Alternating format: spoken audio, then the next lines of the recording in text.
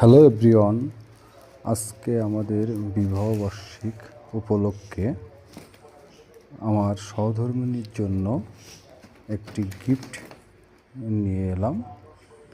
গিফটটা খুলে আপনাদেরকে দেখাচ্ছি।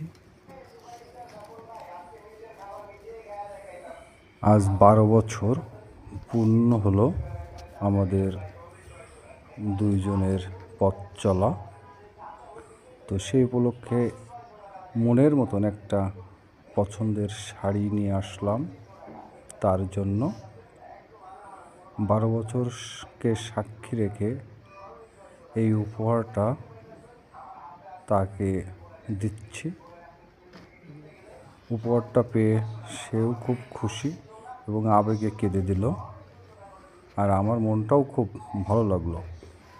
তাই বলবো প্রত্যেকেই তার